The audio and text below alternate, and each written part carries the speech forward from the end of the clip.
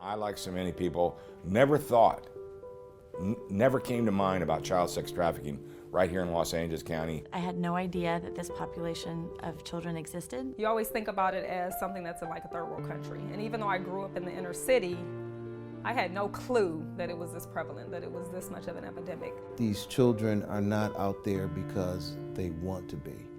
They are not criminals. They are not simply reduced to child prostitutes. The young women are terrorized, they're threatened, they're beaten. I think it's a DCFS issue. I think it's a probation issue, a community issue. I think it's everyone's issue. It's important for everybody to get as much training as possible. How can I go through working with youth all these many years and not know that children were being sexually exploited? I wish that I knew then what I know now.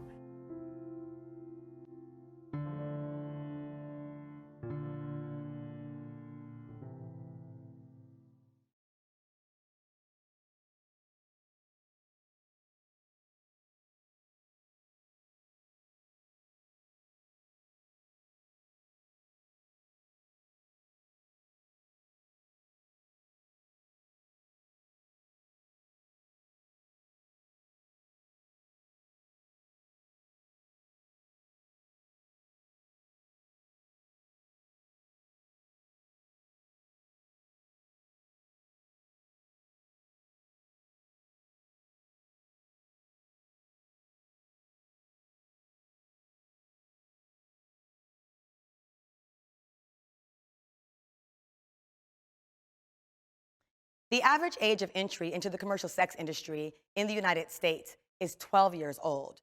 12 years old is the average age of a student entering the 6th or 7th grade. 70 to 90% of commercially sexually exploited children in the United States suffered abuse during early childhood. Despite these facts, commercially sexually exploited children are often and routinely both criminalized and stigmatized in our society. In an effort to combat the commercial sexual exploitation of children in Los Angeles County, under the leadership of the Los Angeles County Probation Department, has put together this training video, The Commercial Sexual Exploitation of Children 101. The purpose of this training video is to raise awareness on this issue, as well as to train and educate people all across Los Angeles County on how to identify, respond to, protect, and serve commercially sexually exploited children and youth. My name is Nola Brantley, and I'm a subject matter expert on the commercial sexual exploitation of children. Over the past 10 years, I have trained over 15,000 professionals in the field on this subject. Over 5,000 of those individuals have been right here in Los Angeles County, and there have been some amazing outcomes from training. At the time that I got involved in this issue and became aware of the commercial sexual exploitation of children, I was in the role as a department director for an agency serving youth and families. In Oakland, California, about a decade ago, the commercial sexual exploitation of children became highly visible. At any given time, you can drive down the streets in a certain area of the city and see children between the ages of 11 and 17 being bought and sold in broad daylight. And one thing was evident was that these children were not out there alone, but they were under the control of pimps and traffickers who were abusing them. After getting further involved with the issue and collaborating with colleagues from across the city and county, as well as talking directly with the young people that were being impacted and hearing their stories and their experience, there were two things that were very evident. The first thing was that these were children who had experienced lots of past trauma and abuse, and they were highly vulnerable to both the seductive and violent tactics of pimps and traffickers. The second thing that was evident was that these were children who were in the foster care system. In the beginning and for the first year or two, 70 to 90% of the girls that we seen through the services that we ended up developing for the population were foster care youth. And they were not only foster care youth, but they were foster care youth that were currently living in group homes. So what that told us from the very beginning was that foster care youth were being targeted by pimps and traffickers for recruitment into the commercial sex industry.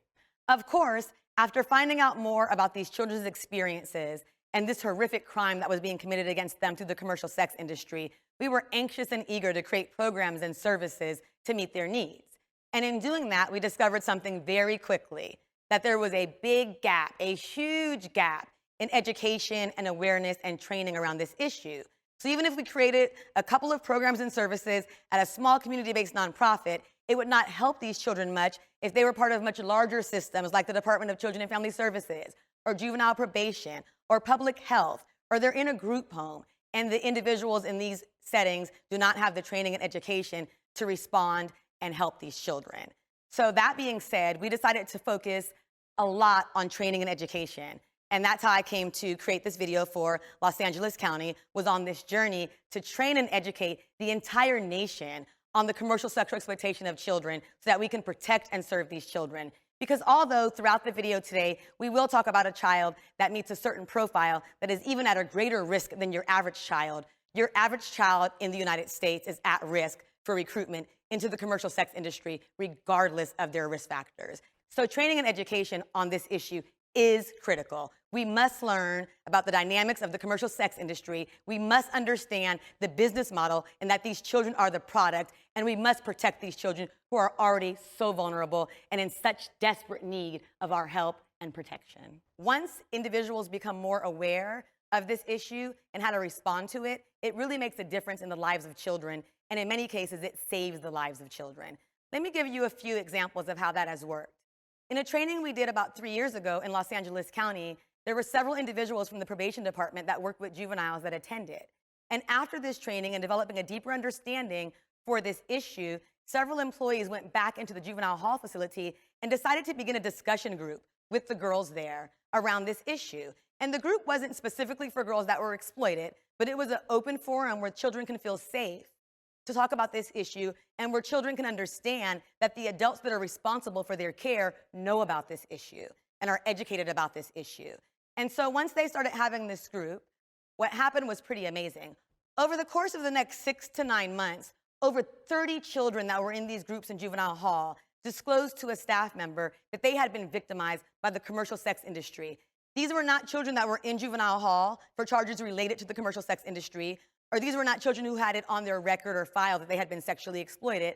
So essentially, there would have been no way for the staff at juvenile hall to know they had been victimized and offer them help or services if they would not have been educated themselves on the issue so that they can provide the safety and space for children to discuss this issue that is so highly stigmatized. And so that's an example of a very positive training outcome. We're talking about 30 plus disclosures in less than a year in a facility where there were 0 disclosures happening on this issue. So that's pretty amazing. It's also pretty amazing that there's professionals in the field from around the nation that I have trained, and I've gotten so much feedback from them post-training saying, I identified a child and we were able to help them. And they would say, this is a child that in the past I would not have identified as a victim. I would have sent her to juvenile hall, or I just would have given her a lecture about being promiscuous, and that would have been it. But now, because of the training, I identified the child as a child that's being sexually exploited, and I was able to help protect and serve her. And so the training outcomes are pretty amazing. We don't even like to use the word juvenile hall. It's more of a community center. And everything that we do says we want to prepare you and help you you develop pro-social skills, help you to see value in themselves, encourage them, praise them, offer them hope, educate them. I got them involved, and basically I asked them, what is it that you need? How can we be of service to you? What are some of the things that you feel that we should know and that we're not aware of and that we're not doing? Help me design a curriculum that fits your needs, instead of us saying, this is what you're going to learn today, this is what you're going to participate in today. I need to know what it is that you want and what you need. And the young women opened up, and they told us exactly what it is that they wanted, and they told us exactly what was going on with them, and in so many ways how we had failed them in the process, and it was always because of the way that we perceived them. So no longer would a kid's name with the word prostitute be written on the pop sheet. No longer would they be addressed as the minor was arrested for prostitution. No longer the word could not even be used in the unit. You know, they were referred to as victims. There's been other subjects in the past that we didn't know much about. And because we didn't know much about them, we could not help people. And I'll give you some examples. The first child abuse report went to Animal Control Services.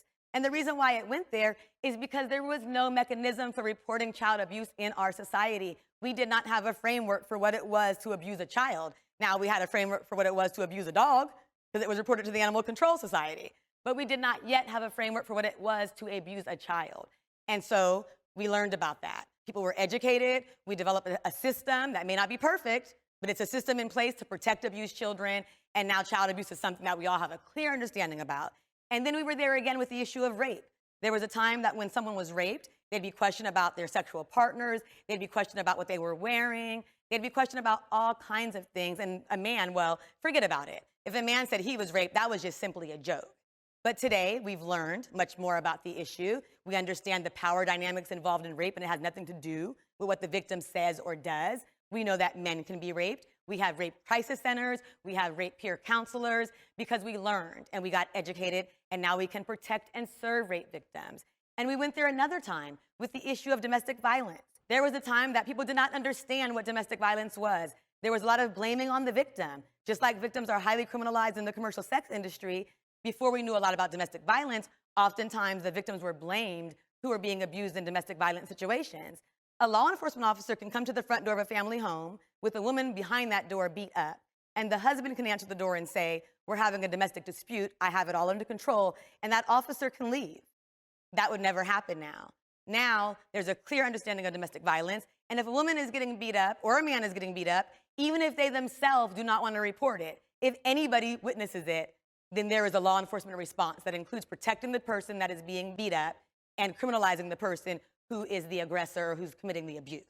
And so, as you can see, with child abuse, with rape, and with domestic violence, there's been other forms of abuse and oppression in our society that we had to become aware of and we had to respond to. So here we are again with commercially sexually exploited children, a highly vulnerable and highly criminalized and highly stigmatized population of children and youth in our society and culture, a population that we must become aware of, that we must become educated about, and that we must protect and serve all across our city, our county, and our nation. The curriculum that we will be using for this training was sponsored by the Office of Juvenile Justice Delinquency Prevention and named CSEC Intervention Community Project. The purpose of this curriculum was to increase the capacity of jurisdictions all across the country to respond to the commercial sexual exploitation of children. This curriculum was developed by 4 agencies under the leadership of the Salvation Army and included Girls Educational and Mentoring Services, GEMS, the Bilateral Safety Corridor Coalition, and the Polaris Project. I hope that this training video, The Commercial Sexual Exploitation of Children 101, will give you the knowledge and tools that you need to respond to commercially sexually exploited children all across the county and nation.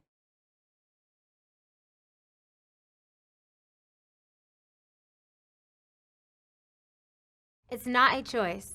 No one just wakes up and wants to do this. You can't just walk away. Throughout this training, I will be using the term CSEC. CSEC stands for Commercially Sexually Exploited Children, or the Commercial Sexual Exploitation of Children. For Module 1, we will have 3 learning objectives. The first objective will be to dispel commonly held beliefs and stereotypes that promote CSEC. The second objective will be to define terms needed to discuss and understand the issues of CSEC. And the third objective will be to understand the forms and prevalence of CSEC within the United States. Now let's talk about language and language sensitivity.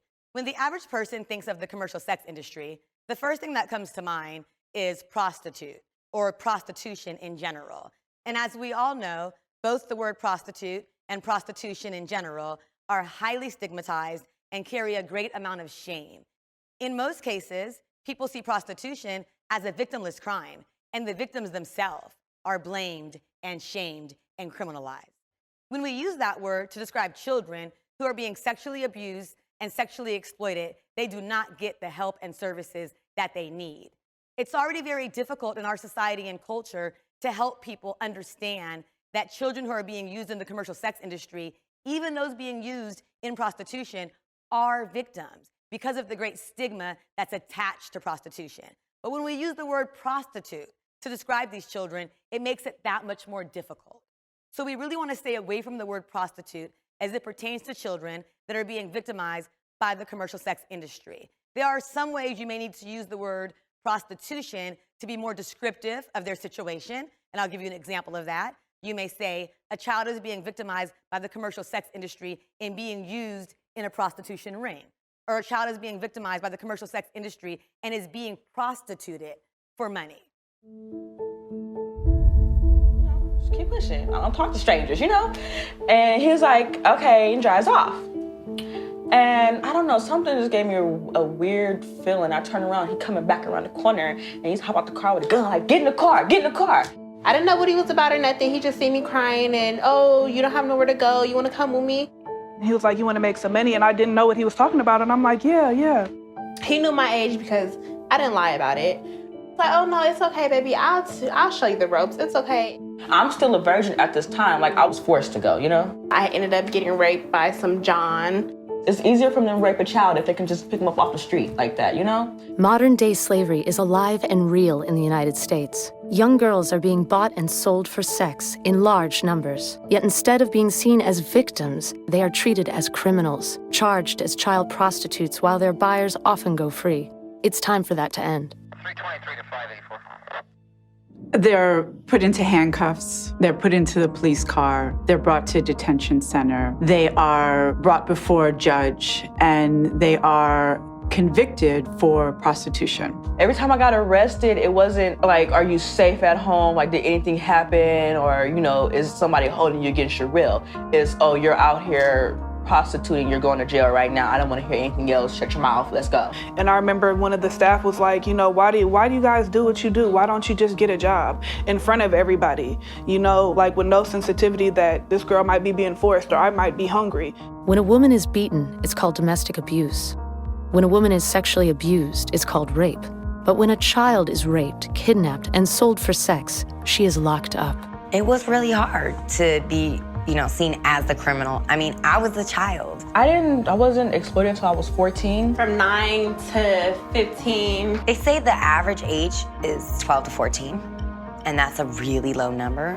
But I know girls who have been trafficked at 8, 9, and myself at 10. What we know is that buyers seek out underage girls, that buyers are willing to pay more money for the underage girl, that there is a language that buyers use to be able to signal to the trafficker that they want a younger girl, new to town, fresh, or giving the measurements of the girl in the ad. All across the country, American children are at risk of being victims of human trafficking. Girls are kidnapped or lured by traffickers at bus shelters, outside schools, or through social media. In big cities, rural areas, at truck stops on the interstate, many of them are beaten into submission. I was sold in strip clubs.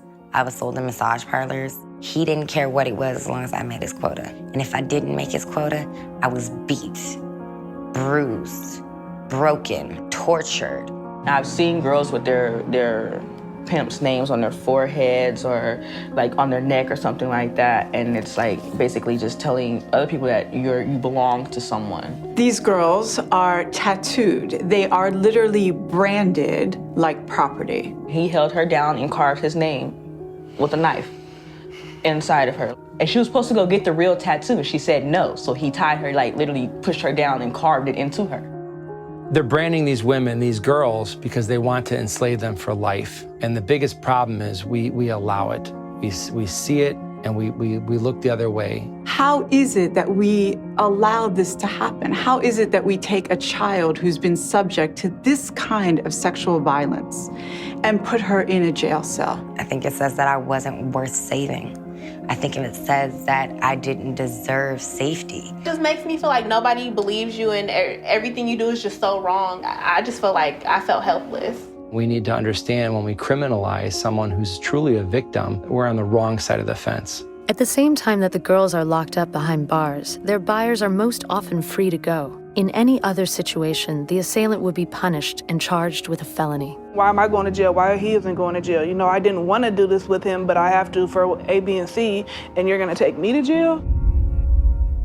There should be no difference between raping a child and paying to rape a child. There are no Johns, there are child rapists, and there are pedophiles. When we let buyers off the hook, we are saying that we support rape. It sends the message that it's okay for people to pay to rape children. What we want to see is that buyers, because they are buying children for sex, are arrested and charged with statutory rape, sexual assault of a minor, or child endangerment. Our mission is to transform existing scars, tattoos, and burns to help people who have been marked as property, directly or indirectly. Having these tattoos transformed, faded, or removed is the ultimate passage. Transforming physical reminders is only part of the solution. Rights for Girls is dedicated to transforming how victims of human trafficking are perceived. When we transform our language, we can transform our laws. We can help survivors transform their lives. We tracked how many times major media outlets use the term child prostitute or juvenile prostitute. Child prostitute. Child prostitute. Child prostitute. Child prostitute. Child prostitution. And in the last 5 years, that term or similar terms have been used 5,000 times. Underage prostitution. Child prostitution. Child prostitution. A crackdown on underage prostitution. Child prostitute. Booked for child prostitution. I think the media has an ultimate responsibility. I think the media either makes or breaks labels. How we are named is how we are treated. And so when the media talks about the girls as child prostitutes, that reinforces the idea that the girls are not victims. I was a victim. A victim. A victim of child sex trafficking. Child prostitution. Child rape. Underage prostitution. Child rape. Taken to jail and booked for child prostitution. No child. No child. No child should be arrested for prostitution. Child prostitution. Child sex trafficking. Underage prostitution. Child sex trafficking. Child prostitute. There is no such thing. No such thing. No such thing as a child prostitute. It's time to change the law and to change our language. So there may be instances in which you're going to use the word prostitute, but you never want to call a child a prostitute. You never want to give a child that label because, again, that label holds shame and it holds stigma. And for many people, there is no victim involved when you use the word prostitute. Putting the word child or teen in front of prostitute does not change the stigma, the shame, and the meaning of the word. There are several terms that you can use to describe children that are victimized by the commercial sex industry, depending on your level of knowledge about their specific case. And so I'll share a few of those terms with you throughout this training module and get into more detail about their technical definitions. But there are many terms. You can use the term child rape victim, since these children cannot legally consent to sex. Under 18, in the state of California, children cannot legally consent to sex. So anytime there's an act of prostitution, which is the illegal act of consenting to sex for money, you can never have a child that would fit that description. You can have a child rape victim. You can have a sexually exploited child. You can have a child that is being commercially sexually exploited.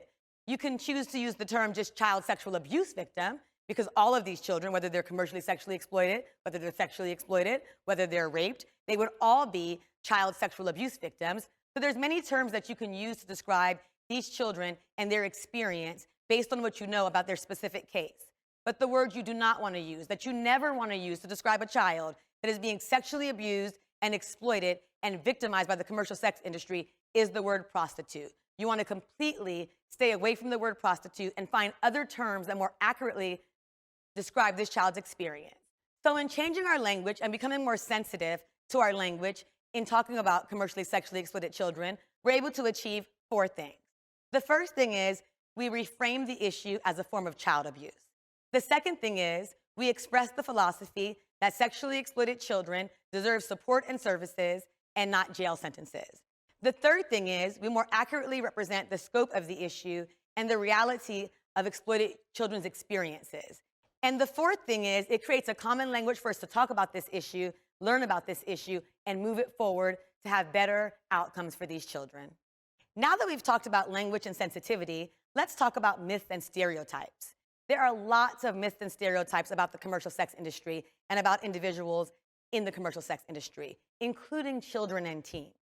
Some of these myths and stereotypes include that children choose to enter the sex industry, or that they're bad kids, or that they like to have a lot of sex, or they're living a glamorous life and making lots of money, or that they're all drug addicts, or that only girls are victimized by the commercial sex industry, or that CSEC is not a big problem in the United States. We hope that throughout this training, we will be able to dispel these myths and stereotypes and help you to understand the truth and reality of what commercially sexually exploited children experience and how they enter the commercial sex industry. Now let's get into the technical definition of what a commercially sexually exploited child is. The term CSEC was first used in the Traffic and Victim Protection Act, the TVPA, which is a federal law that was passed first in 2000 to protect all victims of human trafficking, both children right here in our country, as well as individuals being brought to the United States from other places around the world. And within the TVPA, it defines anyone under the age of 18 that's being used in the commercial sex industry, regardless of any other factors. Anyone under the age of 18 that's being used in the commercial sex industry is considered a commercially sexually exploited child under the TVPA, which is the human trafficking law. And indeed, under this law, because they're under 18, they are considered the most severe form of a human trafficking victim. I know this can be confusing to understand, since across the nation we commonly arrest these children as prostitutes. But the reality is, a law passed in 2000 under the Traffic and Victims Protection Act that defines these children, any child under 18 that's being used in the commercial sex industry, as a commercially sexually exploited child, which is a human trafficking victim. Indeed, the most severe form of a human trafficking victim because of their age. So we really want to be aware where that definition came from. We also have other ways to define these children through our state and local laws as child abuse victims or sexual abuse victims, etc. But that definition of commercially sexually exploited child did come from the TVPA. The commercial sexual exploitation of children involves three parties. The first one would be the victim. That's the child, the individual under 18 that's being victimized by the commercial sex industry. The second party is the individual that is purchasing sex. That would be the sexual abuser, often referred to as a John or a trick. And the third party would be the individual that's profiting from the child's sexual exploitation and abuse. That person is often called a trafficker, or an exploiter, is often called a pimp. So whenever you have the commercial sexual exploitation of children, you always have those three parties involved: the victim, the exploiter, and the purchaser. So now that we know about the three parties that are involved in the commercial sexual exploitation of children, let me share some examples with you of how this may happen. So one of the most common examples that people think of is they think about some guy driving down the street in some fancy car and seducing some young girl who eventually falls in love with him and agrees to do anything he asks her to do, including be bought and sold through the commercial sex industry. And yes, that does happen, and we'll talk about why that happens. So in some cases, there is a young girl who's seduced by an older guy who asks her to do this as a way to prove her love, or ask her to do this just for a little while so that they can have a brighter future. And she does. And she goes out and she has sex with purchasers who pay her, and the money that she gets, she turns over to this individual who she thinks is her boyfriend, who's actually an exploiter. So that is one way it happens, but it's not the only way it happens. And for many of these children, it wasn't the first way that it happened either. So I'll give you another example of how this can happen. For many children, their first act of being exploited happens at a very early age, before the age of 10. There's one child that I've known throughout the years. She's actually a young adult now and is doing very well thanks to training and education of the adults around her and awesome service provision. But when she was growing up, she grew up in a family of drug addicts. And by the age of 7, her mother was already selling her to drug dealers in exchange for drugs so that she can get her drug habit met. And so she wasn't exchanging her for money. She was exchanging her for something that had a monetary value, which were the drugs. Later on, when she was around 13 or 14, she became victimized by the commercial sex industry. But as you can see from her story, it wasn't her first time being victimized by the commercial sex industry. When she was with her mother, that was her first time. It included 3 people: the child who was the victim, her mother who was the exploiter because she was profiting, maybe not through money, but through something that had a monetary value, which was the drugs. And then the drug dealer was the purchaser or the abuser. So as you can see, even though that scenario might look very different from a child that gets seduced by an older man who promises her love and family, it's still the same reality. You have 3 people involved where a child is being victimized, and there's one adult profiting from their exploitation and one adult abusing them. I'll give you another example of how it may happen. You may have a girl, 13 years old, meets a guy, let's make him 19 or 20. She's under the pretense that they're dating for a few weeks. He invites her to a party, takes her to a party, gives her ecstasy, which is a drug, gives her alcohol, and she becomes incapacitated. She's 13 years old. She's on ecstasy and alcohol and has no idea what she's doing, where she's at, and probably won't have much memory the following day of what has occurred. But he has already set up a situation to make a profit off of her exploitation. He has already invited several men to come to that party to have sex with this child and to pay him in exchange for having sex. The next day, in many of these cases, the girl will be shown the images of what happened to her through video or through photos. And those images and videos are used to blackmail her and threaten her to continue to be involved in the commercial sex industry. And so again, these are 3 different examples. You have one girl who met a guy who seduced her straight out, and she fell in love and agreed to do this as a way to prove her love to him. You have one child whose mother began to sell her at a very early age to meet her own drug habit. And then you have one child who went to a party with a boyfriend and had no idea that commercial sexual exploitation was anywhere in the picture. So as you can see, there's lots of different ways this can occur. But the most important thing to understand is the 3 parties that are always involved. The child who's being exploited, who's the victim, the individual who's making a profit, who's the exploiter, and the individual who is sexually abusing the child, who is the purchaser. So one of the things that we need to be really clear about is that this is a form of violence against children. Many people are under the belief that children who are in the commercial sex industry can walk away at any time if they wanted to, or that they stay in the industry because of their love for money and because of their love for the pimps or traffickers that they're involved with. But what many people don't think about is the fact that they stay because of the severe violence they experience and the impact that violence has on them. So it's really, really important for us to understand that the commercial sexual exploitation of children is a form of violence against children. Over the past decade, I know children who have died, several children who have died, who have been murdered, who are part of the commercial sex industry. I know children who have had stitches, 30, 40, 50 stitches, children who have had injuries as severe as having a cast iron skillet burnt into their tummy, children that were cut from one end of their body to the other and left for dead. So again, this is a form of violence against children, and many children feel trapped in the commercial sex industry because of the violence. I think most people that have worked in our department, if you've worked in a juvenile facility, you've probably had contact with, these kids before, and you don't know the full story, but you know some of it. Any 14-year-old that's working out on the street, obviously probably has been through a tremendous amount of trauma. It doesn't take a rocket scientist to know that. That's not something that I think that anybody wants to do. Something really bad has happened to them to get them there.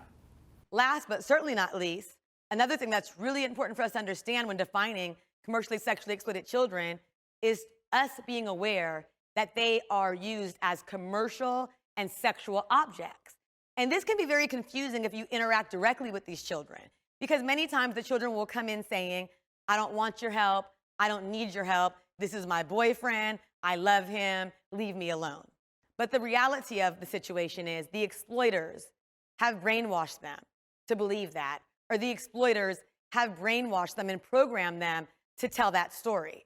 And if we believe that story, then we're also being manipulated and brainwashed by the exploiters. The truth is, the exploiters see these children as commercial and sexual objects. According to law enforcement, each child will earn an exploiter between $100,000 and $150,000 each year. And many exploiters have a number of children that they're exploiting at the same time. So again, these children are definitely commercial and sexual objects. So let me give you some examples of how children are treated as commercial and sexual objects within the commercial sex industry. There's one young lady, let's call her Sarah. And Sarah was in 10th grade, living at home with her mother. She wasn't a child that was in any of the public systems, but just a child going to school, living with her mom. And one day, on her way to school, she was kidnapped by exploiters. Exploiters who drugged her, who raped her, who beat her, and ultimately sex trafficked her. She was living in a house with the exploiters where they were holding her hostage, except for taking her out to the streets to be sex trafficked. And during the time in that house, she got an insect bite. And the insect bite became very infected, and it began to cause a hole in her leg where the infection was eating out the inside of her leg. During this time, she became very sick. She began to run a fever, 101, 102, 103 degrees. But even though she was sick and infected, the exploiters would put a pair of leg warmers on her every night and still bring her out to the streets to work. It got so bad that she went up to 105 degrees and was on the borderline of having febrile seizures. And at that point, only because they didn't want her to die on their hands, they dropped her off at an emergency room door as a Jane Doe. I'll give you another example of how children in this industry are treated as commercial and sexual objects. I was out on the street working with law enforcement. For the first 3 years of my career, I worked as an on-call responder, first responder for law enforcement that were working with trafficked children. And so I'd be brought out to the street many times to support children from that point and throughout their process. And so one night I was out supporting, and I met a girl named Samantha. And at that time, Samantha was 15 years old, and she was also about 4 months pregnant. And in talking with Samantha, it was about 6 or 7 o'clock in the evening, and finding out when was the last time she slept and what her circumstances were, I asked her when the last time she had a meal was, when was the last time she had eaten. And it was the day before. And I asked her why had she went so long without having a meal, especially in her condition of being pregnant. And she said because the trafficker would not allow her to eat until she made her quota. And her quota was $1,500 for the night. And she was a 15-year-old pregnant girl. So until she made $1,500 and handed that money over to her trafficker, she was not allowed to eat. And she shared with me that even when the street outreach team came by to offer her a free sandwich, she would have to call her exploiter and ask him if she can take it, and he would tell her, no, you're not taking one bite of anything until you make your nightly quota. So that's another example of how these children are treated as commercial and sexual objects.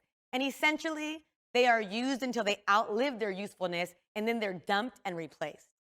And so we want to be really clear that this is both a form of violence against children, and that children in the commercial sex industry are viewed and used as commercial and sexual objects.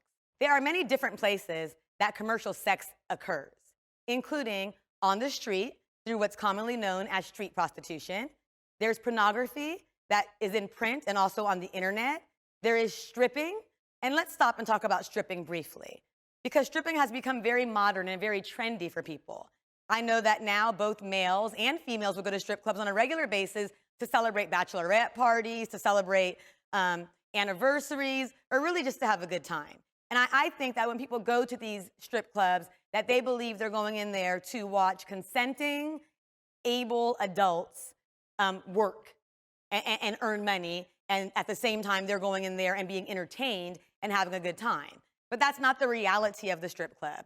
I'm a survivor of the commercial sex industry, and I danced in a strip club before I was 18 years old.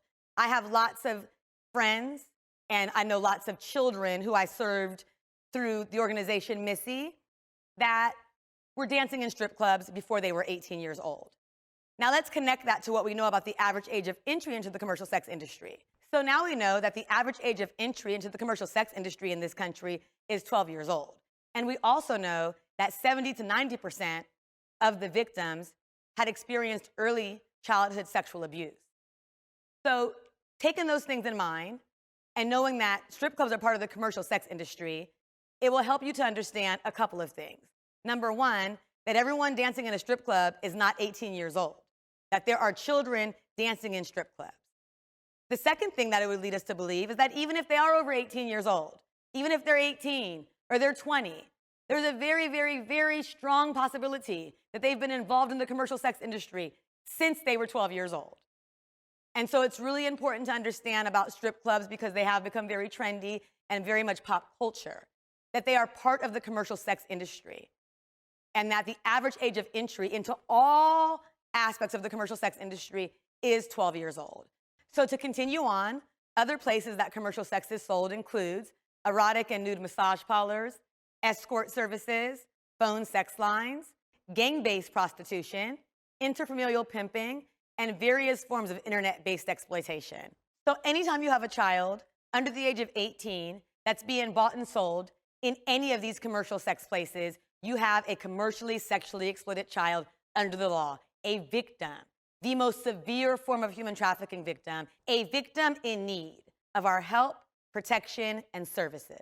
Now that you understand what a commercially sexually exploited child is and the various commercial sex places that the exploitation occurs, let's talk about some of the intersections of abuse. All of the children being victimized by the commercial sex industry would be child sexual abuse victims. Anytime you have a child under 18 and you have an adult that has any sexual contact with that child, which could include intercourse or not, which could include something as subtle as putting pornography on in front of the child, any kind of sexual contact with the child, anytime you have an adult that experiences any kind of sexual stimulation as a result of that contact with the child, you have a child who is a child sexual abuse victim. So clearly, all children who are being exploited through the commercial sex industry are child sexual abuse victims. Right inside of the child sexual abuse victim bubble, you have sexually exploited children.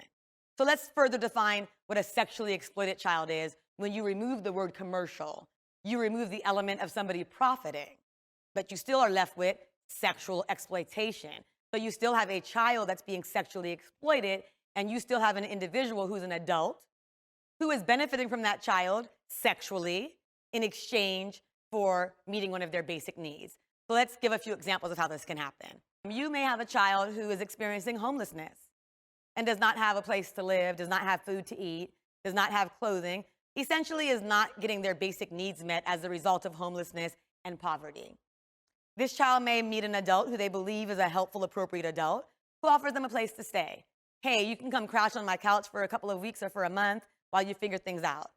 The child is grateful for the help and jumps at the offer. Child goes to live with this adult, and in the beginning, it seems like things are going fine. The adult's giving the child a place to stay, giving the child food, giving her a little help here and there, and the child is feeling really grateful, especially going from a situation of homelessness to now having a place to sleep, having food to eat, and just having the warmth and safety of a home, something that we all want.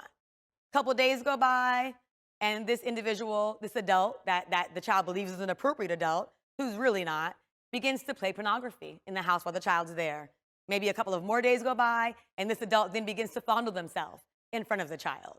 And it continues to progress until the child is compelled by the adult to have sex. And many times the children will agree because they feel like they owe this adult something. Or many times they'll agree because they don't want to go back out into the street and be homeless, because the street is cold and it's dangerous and it's lonely. And so in that way, where you have a child that agrees and you have an adult who knows that this child is not having their basic needs met and is having sex with them in exchange for meeting those basic needs, you have a sexually exploited child. It includes two people. One, the child who's the victim, who's not having their basic needs met, and two, the adult, who's the sexual abuser, who is having sex with this child in exchange for meeting one of their basic needs, one or more of their basic needs. I'll give you another example of how this may occur. And this is a way that it occurs very commonly that we overlook. You have a girl, maybe she's 14 or 15 years old, and she has a boyfriend who's 30. Interesting. And we accept this oftentimes, and we say, well, she likes older men, or she's fast, or she thinks she's grown, right? We have all of these ways of explaining it. But the reality is, there can never be a relationship between a 15 or 14-year-old girl and a 30-year-old man, because there's no equality there. There's economic leverage. There is emotional and mental leverage and inequality that creates a power dynamic that's very exploitive. So oftentimes you'll have a girl, 14 or 15, in a relationship with a guy who's 30 years old, who's having sex with her, but also giving her lunch money, or also giving her rides to school, or also buying her clothes, right? And so you have a girl in this instance as well who's being sexually exploited. There's an adult who's having sex with her in exchange for meeting one of her basic needs of clothing, shelter, food, or in this instance, because we're talking about children, even love and affection. So again, with your sexually exploited child, which is different than your commercially sexually exploited child, there's two people involved. The child who's the victim and the adult who is sexually abusing the child in exchange for meeting one of their basic needs. Now remember, if you had a commercially sexually exploited child, you'd have a third person involved that would be profiting from that child's sexual exploitation. Another term that you should be familiar with is domestic minor sex trafficking victim, and that is a commercially sexually exploited child. However, this term domestic minor sex trafficking victim is often used by law enforcement agencies like probation, like police, and like the district attorney. So you want to be familiar with the term domestic minor sex trafficking victim, but also understand that it's interchangeable with commercially sexually exploited child. Many of them were victims of sexual abuse, and just getting to know that history early on, it's like a piece of the puzzle that really shouldn't have been there yet in their life. And it really made them vulnerable, because from then on they're trying to figure out, what is this piece? What is it? Trying to make it fit. And then when somebody introduces them to the life, it feels like normal, when really it really isn't. So really teaching them that there are other options and they are worth a lot more. So now we've reviewed several terms: child sexual abuse, sexual exploitation, commercial sexual exploitation, and domestic minor sex trafficking. When thinking and learning about CSEC, people often get hyper-focused on two elements: the victim, the child, and the exploiter, or the pimp or trafficker, and nothing else. And it's really important that we understand that there's much more involved in the commercial sexual exploitation of children than just the trafficker and the victim. It's important for us to understand that CSEC is a business. And as I said previously, each child can bring in between $100,000 and $150,000 a year for a trafficker. So it is a business. And one of the most important components of any business is the product. And unfortunately, in CSEC, the product are the children. It's such a vicious system. And now with the gangs getting involved, because it's easier to turn a young girl 6, 8, 10 times a night with a quota than it is to sell a gun or a drug one time. It's less dangerous. It's less dangerous for them, but it's more dangerous for the victims. And so, you've got a lot of players out there right now, and we're trying to, increase our web, to penetrate those systems, to use the legislative piece where we can. But at the end of the day, it's our kings and queens in probation and the law enforcement community that deal with this on the front lines that are really going to make a difference. And to be able to recognize, I think, is the big thing. So now let's look at some of the other elements involved besides the victim and the trafficker. One element would be recruitment. Oftentimes people believe that pimps and traffickers themselves recruit victims into the commercial sex industry. And while this does happen in some cases, more commonly, victims are recruited into the industry by people they know and trust. One of the main ways that children are recruited into the commercial sex industry here in Los Angeles County is through peer recruitment. And that's not uncommon for many other counties throughout the state and nation. Pimps and traffickers train, threaten, brainwash, and use other children to recruit their peers, their cousins, their siblings, their friends into the commercial sex industry. And one of the reasons why exploiters use this strategy is because children have a lot of access to other children, especially children that are involved in the system. Imagine you go into a group home or foster care home, and there's other girls there that are highly vulnerable.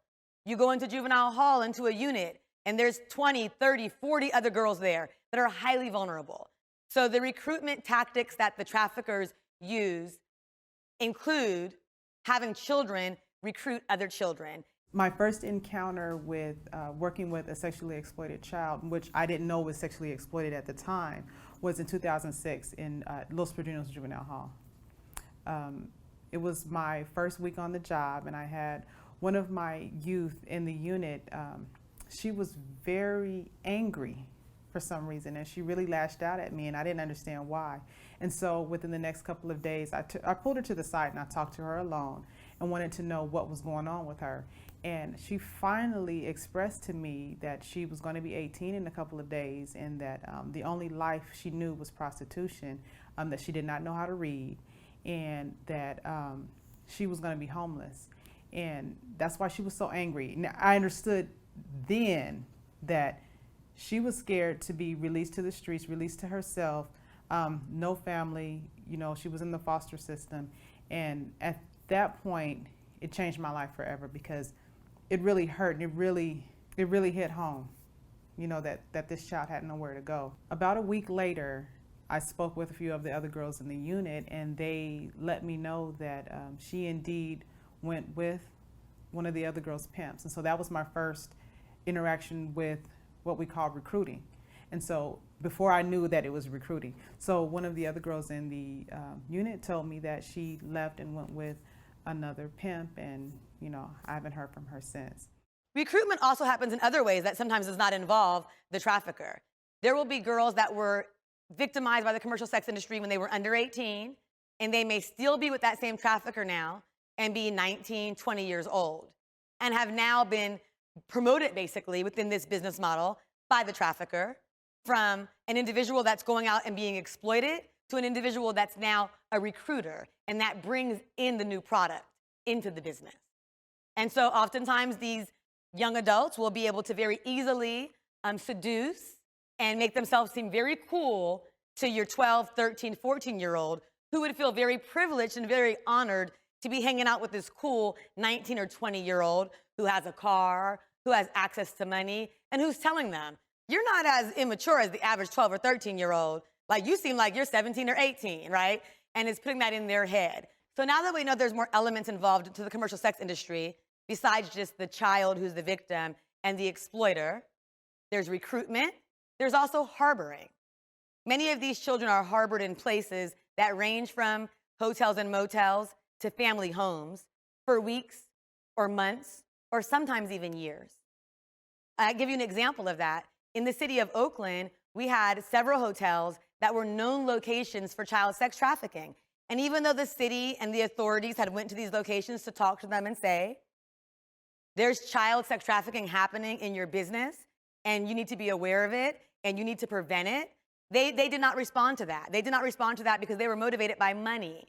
And when they have a child sex trafficking victim staying in their hotel for a month and they're receiving the room fee every month, that money is their motivator.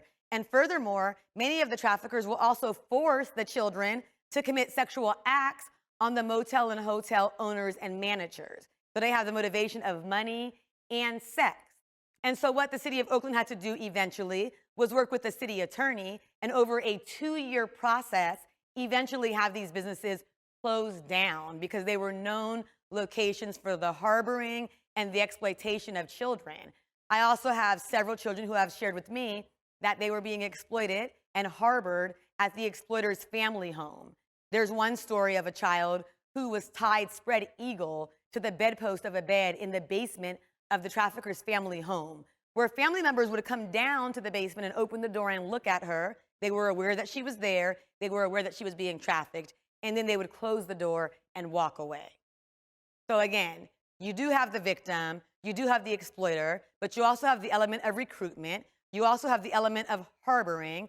You also have the element of transportation and enforcement and the bottom, right? And so let's talk a little bit about those three. Oftentimes the kids are transported from location A to location B by somebody else who's not the exploiter, somebody else who's part of the network who's earning money based on these children's exploitation. You oftentimes have someone involved that's called the enforcer. This is an individual that commits acts of violence on the children at the discretion of the pimp. Some of the pimps and traffickers really keep the children psychologically confused so that they believe, this pimp loves me. He's never even laid a hand on me. But yet and still, he has someone that's part of his network that commits acts of violence on the children based on the pimp's direction. And then you also have the bottom. The bottom in the commercial sex industry is the closest thing that any of the girls would ever get to being the pimp's quote-unquote business partner, but she's not. So with the bottom, she might be part of the recruitment network. She might be part of what watches the girls if the trafficker goes to jail and kind of steps in his shoes and plays that role. She might be the girl that makes the most money, and so her standard is what sets the quota for the other girls, and if they can't meet that quota, they receive punishment. So again, besides the victim and the exploiter, there's lots of other elements that include recruitment, that include harboring, that include transportation, that include enforcement, and that include this element of the bottom, and who herself, in many cases, was a victim who entered the industry at the average age of 12 years old. I know I did see a lot of minor children out there on Figueroa, but like I said, at the time, my mission was not focusing on that. It was more focusing on recovering of the dope and the weapons and firearms. So I probably did miss a lot. I did overlook a lot, just I think because I was not educated in that and I was never trained on to look for that I'm going to be more diligent in my duties as opposed to just going after the gun or the dope. There's also other things to look for, especially if older man, younger minor child, question about the relationship, see if there's any kind of maybe questioning the minor, kind of hesitation in her voice. If any kind of, if I could suspect anything, then we'd obviously investigate further.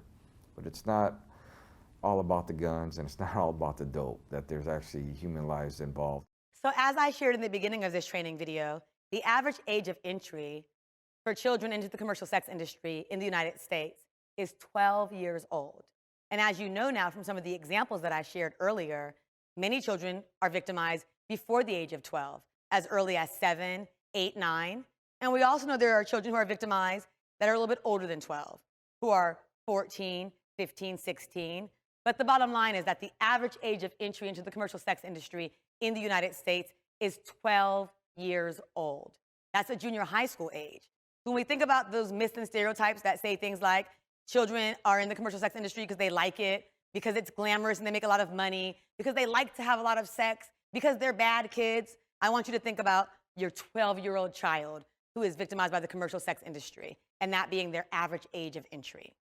Another fact that we know is that back in 2001, according to a study done by Richard Estes and Neil Weiner from the University of Pennsylvania, titled The Commercial Sexual Exploitation of Children in the United States, Canada, and Mexico, back in 2001, there were 325,000 children at high risk for recruitment into the commercial sex industry every year in this country.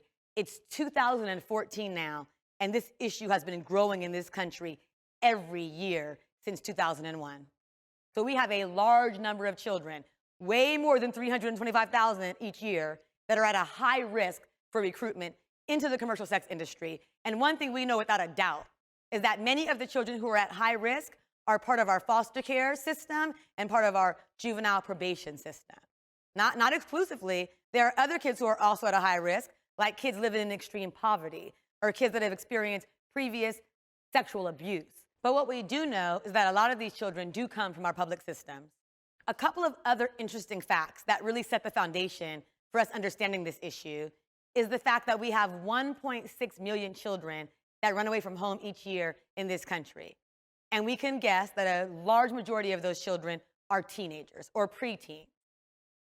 Something else we know about children who run away or become homeless is that 1 in 3 teens who leave home and become homeless or run away or appear to be homeless will be recruited by a trafficker within 48 hours of leaving home to try to bring them into the commercial sex industry. So we really want to understand that children are at a great risk for recruitment, not only children that have the risk factors that we've talked about and that we are yet to discuss, but children in general that have contact with the streets, especially any kind of extended contact. And it doesn't matter if they're technically homeless, if they appear to be homeless, it could put them at a huge risk. So if we have all these children that are recruited and sold for sex, then we must have a lot of demand in our society from individuals that are trying to buy children. And if we do have that kind of demand in this society, who are those individuals? Who in our society is buying children for sex? Oftentimes when I ask that question to live training audiences, I get back some very common responses. They'll say things like, it's middle-aged white men, or it's married men, or it's doctors and lawyers and politicians. And the only part that they have right in that scenario is that it is mainly men. Not exclusively, but it is mainly men who are purchasing children for sex. And that really is the only commonality, is the fact that they are primarily men. Other than that, we want to get very broad in the way we think about who is buying children for sex, because it's not married men more than not married men. And it's not doctors and lawyers more than construction workers. Or it's not black men more than white men, or white men more than black men. Like, it's none of that. There are very specific categories of men who are purchasing children for sex, and we need to understand who they are. So the first group that we would want to identify very broadly would be our pedophiles. Your pedophiles have an exclusive attraction to children who have not yet reached puberty. So they're out there looking to purchase children who are 9, 10, 11 years old, and they are indeed willing to pay a much higher price for the child. Each year, the child's age goes down from 12 to 11, from 11 to 10. the price that the pedophile is willing to pay for the child goes up.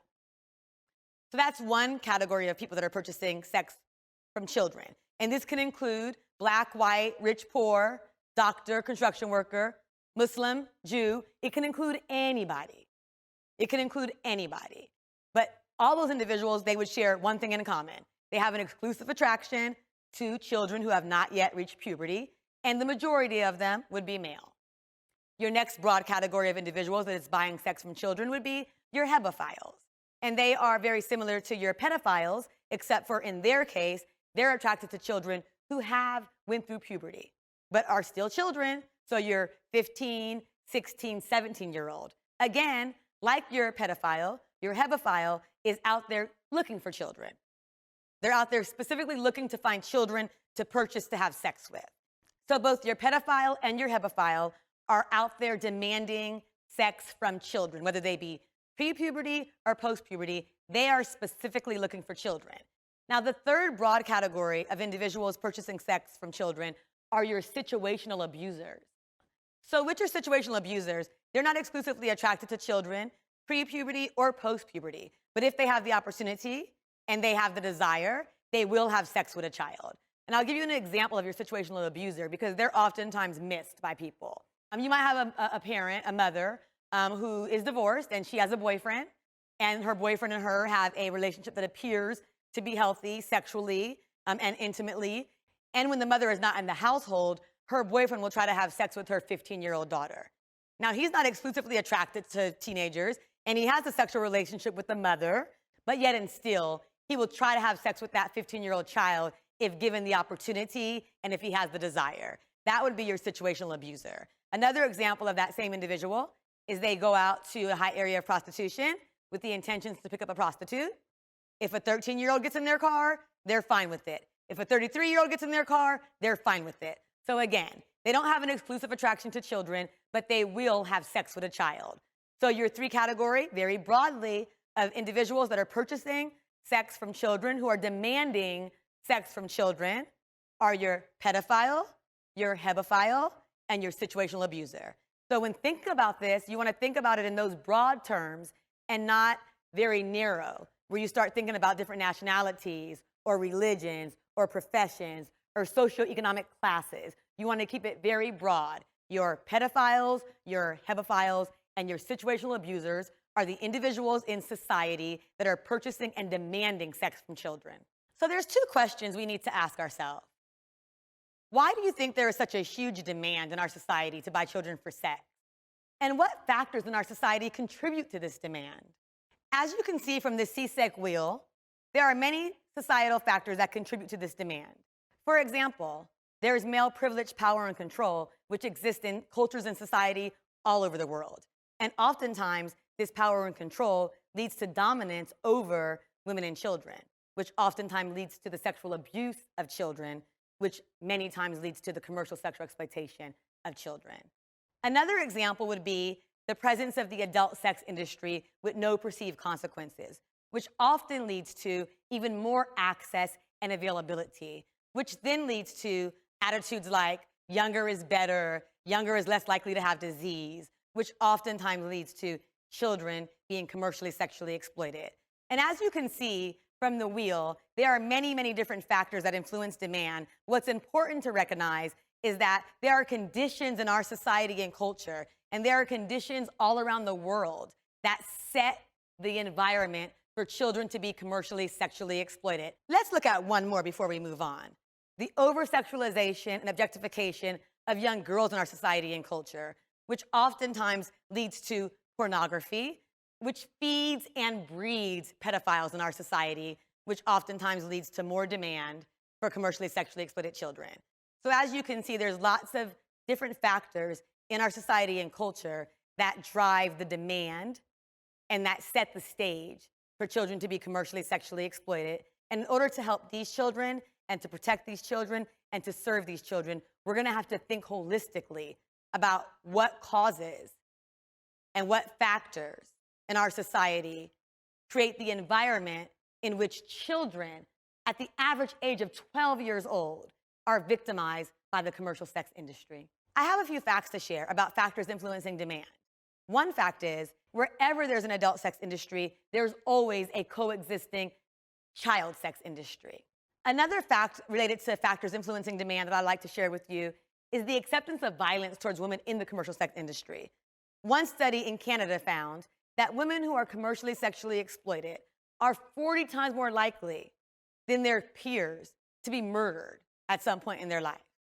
Again, 40 times more likely than their peers to be murdered just by virtue of being in the commercial sex industry.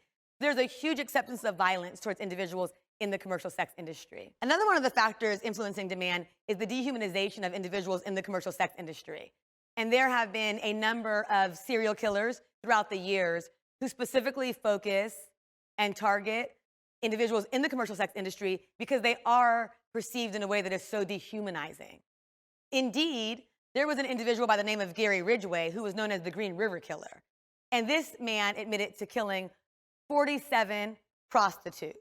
But an interesting fact about this case that I want to share with you and reconnect it to our language and sensitivity is that 27 of his victims were individuals between the ages of 15 and 18, children. But because they were prostitutes, they were never talked about as children. So I just want you to be aware, again, to bring that back up with language and sensitivity. It's really important for us to use the language that describes these children accurately. For this individual, it was only talked about that he killed 47 prostitutes. And as you can see from the statements on the screen, the dehumanization of this population is incredible. And their statements are not just their ideas and perceptions alone. It represents a societal view around individuals in the commercial sex industry, and obviously with these individuals, because they were serial killers, it was a societal view gone bad. Another factor influencing demand would definitely be the criminalization of individuals in the commercial sex industry and the buyers being able to purchase sex with no perceived consequences.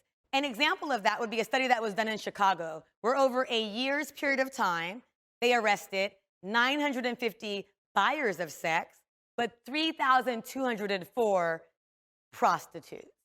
So as you can see, individuals that are in the commercial sex industry, including children, are highly criminalized, while individuals who are demanding and purchasing sex and breaking the law oftentimes escape with no consequences. No perceived consequences, no consequences at all. I can tell you this.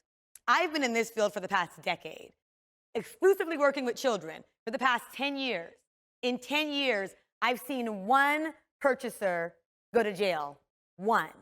And he went to jail because they kicked in the hotel room where he was actively in the bed having sex with a 12-year-old. How many children have I seen go to jail over the years? Lots and lots and lots and lots. This is a huge problem, and it's a problem that law enforcement is not going to arrest our way out of, and certainly without the public's help. And when they see something, particularly a child that's tatted up and has brands on them, to call the police. The biggest message is that the children, the women, the human beings that are caught up being sexually exploited, they are certainly underserved by the resources that are available to them. I mentioned earlier one of the contributors to the curriculum, GEMS, Girls Education Mentoring Services. And they have lots of awesome learning resources to help you understand and learn more about this issue. And one of those is a video that we're going to watch now called Making of a Girl. This video should help bring together and give life to all the things that we've learned so far in Module 1.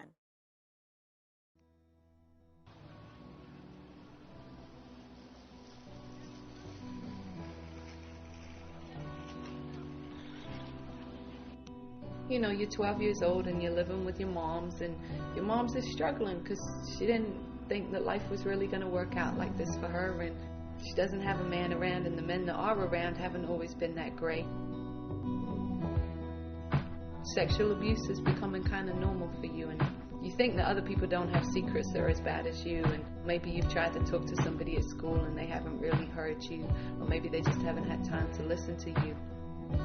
And so you're seeing these girls on the videos, and they're so pretty and they're so sexy, and so your way at 12 of escaping into this fantasy world is to think about what it must be like to be one of these girls, and you know that adult men already look at you, and you wonder how you can kind of use that.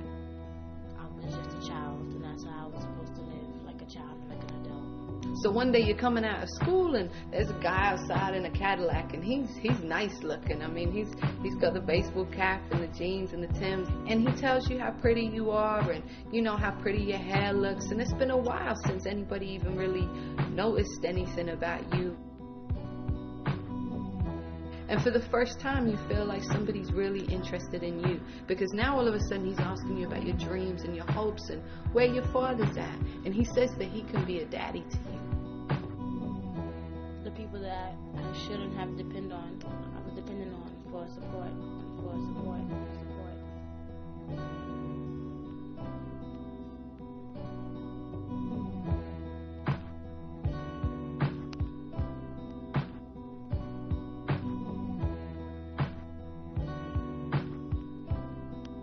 And so that night he takes you to a club and he puts you up on the stage and he gives you a few drinks, and there's men throwing dollars at you, and it's scary, but all the time you're just looking at his face in the back of the room, and he's like, you know, go ahead baby girl, go ahead, you're doing it for daddy. And you're feeling proud because nobody's ever said that to you. And so then that night he tells you that there's more stuff that you've got to do, and he takes you into a room and there's a man there, and he tells you to strip, and you think this is something you'll never do, and yet there's a part of you that already knew how to do this, because that's what your stepfather's been doing to you all these years before.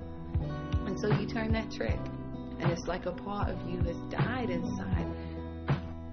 And so you come out of the club that night and you get in the car, and you know he's pumping 50 Cent, and he takes you to McDonald's and he tells you, you did a good job tonight, sweetie. And he's stuffing his pockets with the $1,000 that he made. And right now, you're happy. The people that I shouldn't have depended on, I was dependent on for support.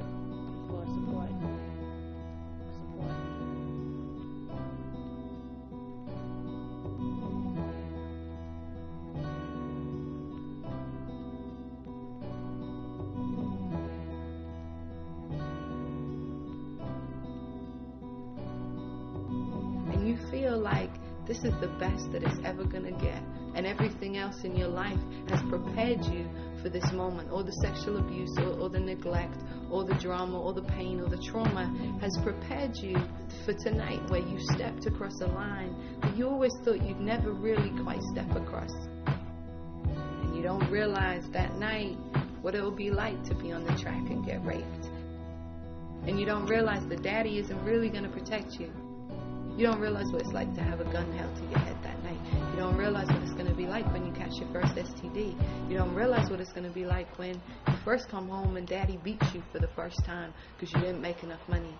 You don't know what it's going to be like to have cops offer to trade sex with you in exchange for not being arrested. And then sometimes you'll do that and they'll still lock you up anyway. You don't know what it's like to sit up in jail and know that you just made $1,500 for your pimp last night, but he won't come down and put $200 bail on just to get you out a few days early. You don't know what it's like to walk down the street at 6 o'clock in the morning when you're just getting off work and people are starting their day and they see you and they know what you do and they look at you in a way that you just don't feel like you belong in that world anymore.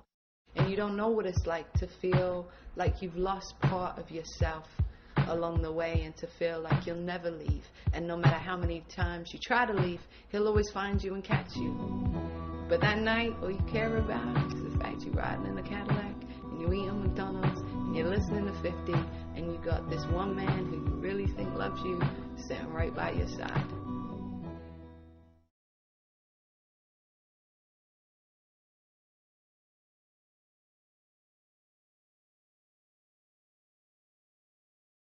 Growing up for me was a lot of pain. I don't know how to explain it. It was just a lot of pain. There will be 3 learning objectives for Module 2. The first learning objective will be to understand the various risk factors that make children vulnerable to commercial sexual exploitation. The second objective will be to unpack the notion of choice and the idea of whether or not children choose to enter the commercial sex industry. And the third objective is to become familiar with methods of recruitment used by exploiters. Later on in this training module, we'll look at very specific risk factors for children who are at high risk for recruitment into the commercial sex industry. But first, let's look at it more broadly. What characteristics commonly make children at risk for recruitment into the commercial sex industry, and which children have these characteristics? Well, the characteristics include children who are under the age of 18, of course, children who walk anywhere alone. That could be home, that could be to a friend's house, that could be to school. Children who own or have access to a computer. Children who are attracted to consumer goods. Children who desire to develop romantic relationships. Children who sometimes feel insecure, sometimes feel misunderstood. Children who fight with their parents. Children who want more independence. And children who test boundaries and take risk. Now, if you look at this set of characteristics, who does this describe in our society? It really describes all children. And it certainly describes children that meet the average age of entry for the commercial sex industry. You're talking about your teens, your preteens. That list fits them to a T. So if we look at a list like this and look at, more broadly speaking, who is at risk for recruitment into the commercial sex industry, again, it would be all children. So now that we've identified what more broadly puts children at risk, let's get more specific and look at the different individual, environmental, and social risk factors that put children at a high risk for recruitment into the commercial sex industry. Many of these risk factors we reviewed during Module 1. So let's start with the individual risk factors in a child's life that can make them at a much greater risk for recruitment into the commercial sex industry than all children, since we do know that all children are at risk. Past abuse, any form of past abuse, whether that be physical, mental, sexual, any form of past abuse creates a higher vulnerability for children to get recruited into the commercial sex industry. That is why children in the foster care system are so highly targeted by the commercial sex industry, because it's already known by virtue of them being in the foster care system that they have a past history of abuse or neglect. What's really compelling, though, about the past abuse risk factor is that sexual abuse creates the highest vulnerability out of all the various forms of abuse.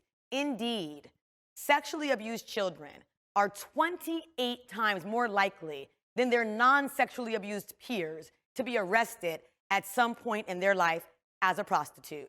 Yes, you heard me correctly.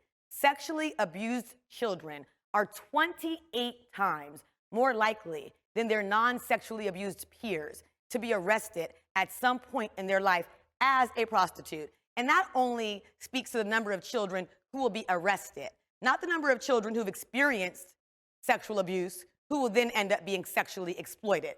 That just speaks to those who will be criminalized through the commercial sex industry. That is really significant. So that draws a direct line between early childhood sexual abuse and children who are targeted and victimized by the commercial sex industry. Why is it any different from a girl that's getting sexually abused in her home by an uncle or her parents or her father? Why is it that we're criminalizing her when it's done out in the street with a pimp?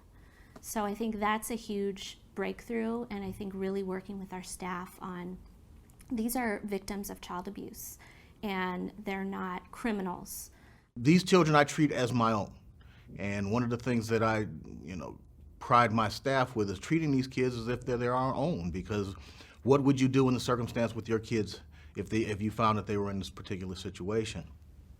You would be gung-ho, and you would do everything you could to make sure that the services that you provide were the services that were necessary to get them out of that particular situation. Another individual risk factor would be homelessness.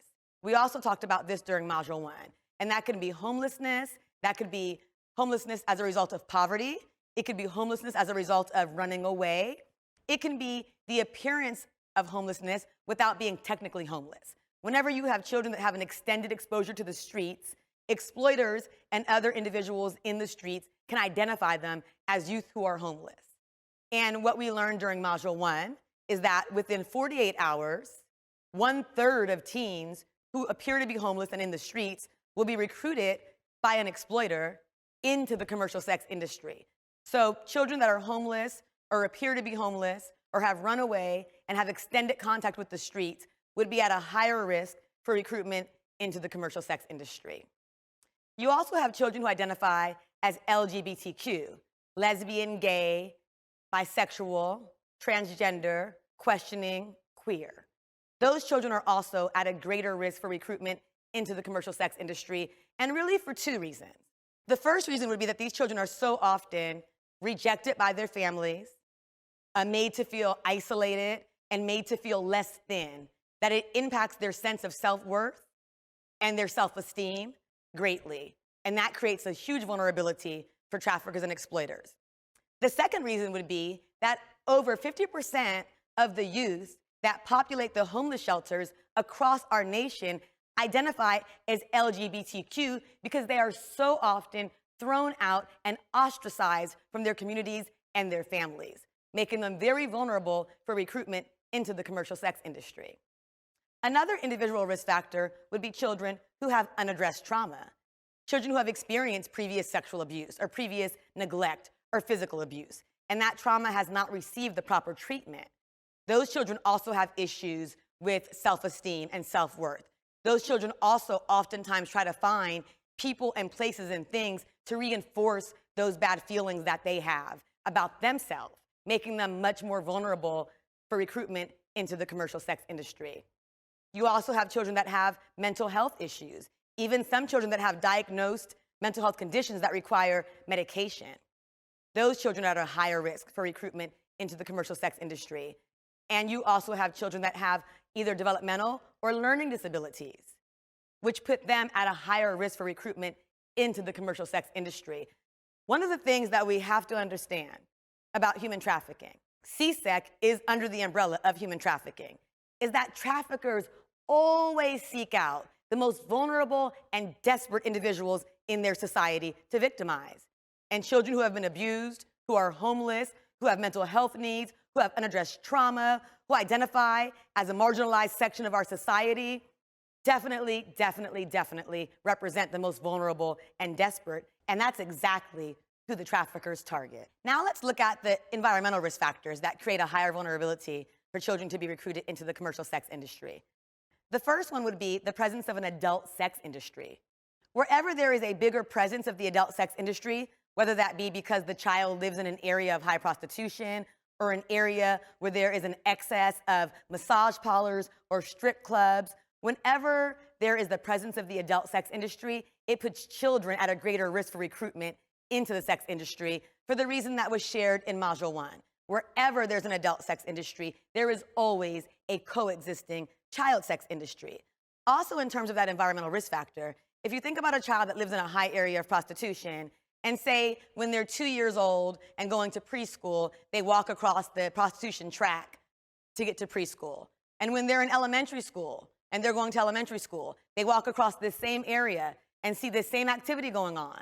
And when they get to junior high school, they're walking across this same area, but now they're at the average age of recruitment into the commercial sex industry. It makes it something that is more of a viable alternative or option for them, especially given that a lot of them come from communities that are very impoverished. And most of the areas of high prostitution are allowed to thrive in poor communities, therefore putting these children at a much greater risk. So the presence of the adult sex industry definitely creates a greater risk for children to be recruited into the commercial sex industry. Another environmental risk factor would be substance abuse. And we also talked about this in Module 1. Substance abuse of parents or caregivers can be a huge environmental risk factor for children to get recruited into the commercial sex industry. Not only are children who are living in homes where there's substance abuse oftentimes abused and neglected, as was shared previously, they're also sold. They're also outright sold in exchange for drugs. So whenever you have substance abuse going on in the family home, it would put that child or those children at a much greater risk for recruitment into the commercial sex industry. Another environmental risk factor would be a child living in an area where there's a transient male population. That can be a truck stop, a military base. This can be where a sporting event is going on or where there's lots of conferences for businesses that involve men. Whenever you have men coming in and out of an area where they can have a sense of being anonymous, the demand for sex increases. And so that would put children at a greater risk who live in environments where there's a transient male population. Later on in the training, we will watch a video that really highlights what happens at some of the truck stops in our nation as it pertains to children being commercially sexually exploited. Another environmental risk factor would be poverty. And poverty is a double whammy. Poverty is a risk factor, of course, because children are not getting their basic needs met in many situations where they're living in poverty. And so exploiters are able to seduce them with promises of things that they just can't afford and that they don't have, or able to seduce them simply with promises to meet their basic needs of food, clothing, and shelter. That would be one way that poverty is an environmental risk factor. But on top of that, as I said just a few minutes ago, most of the high areas of prostitution are allowed to thrive in poor communities for hundreds of years. You have streets where a daughter, mother, and grandmother were all exploited. They're known locations to everybody, to law enforcement, to community, to church people, to everybody. And I think, one of the attitudes that we take in our society is that this is something that we can't stop. And so we choose to push it into parts of town where people are not really empowered to do anything about it. Therefore, putting people that are living in poverty at even a greater risk for recruitment on top of the risk they already have for being poor. Another environmental risk factor is violence. And not only violence in the family home, but community violence. So most definitely, children who've lived in homes where they've been either victims of or witnesses to domestic violence are certainly at an increased risk for recruitment into the commercial sex industry. But it's not only children who have lived in homes where there's domestic violence. There's also children who come from communities that have levels of violence that are so high that these children never feel like they have a choice about anything, including somebody asking them to be involved in the commercial sex industry. For some of you watching this training video, you may be familiar with what it feels like and the limited choices you have coming from a community that is plagued with violence. And for some of you watching this video, you may not. So let me give you some context. I grew up in a community that was extremely violent. And I'll give you an example of an experience that I had in that community that would really display this notion of choice and whether or not you have choice in certain environments. I was about 13 years old, maybe 14, and me and two of my friends were going to a dance at the high school. But like a lot of teenagers do, before we went to the dance, we decided to kind of hang out. So in hanging out, we found ourselves in my neighborhood, which, as I said, was a very, very violent community. And we were just walking around, being silly, being 14, doing the things that girls do. And a group of guys approached us from the back and said to one of the girls that was with me, "Hey, can I get your telephone number?" She turned around and smiled and said, "No, I'm good, thank you," in a very polite way, in a very, flattering way. And at the point that she said that, me and the other young lady that was there with her, who both came from very violent communities, we completely froze. Because we already knew that in the community that we came from, you didn't necessarily have a choice to say no to anybody about anything. And so what happened very quickly in the moments to follow is that we were chased by that pack of boys and young men. We made it down the hill, and I saw a friend, and we were able to jump into his car. But before he had a chance to pull the vehicle off to get us to safety, those boys and men had made it down the hill, and they were reaching inside the car and punching her in her face. When we left that location that day, her whole face was full of blood and busted open, and she couldn't really understand what had happened to her. But I understood, because I had grown up in that community my whole life. And it simply happened because she said no. It doesn't matter if you say no with a smile. It doesn't matter if you said no being charming. The idea was you did not really have an option to say no. So that's an example of being in a community where saying no wasn't an option, or I suppose saying no is an option, but that option can result in violence being perpetrated against you.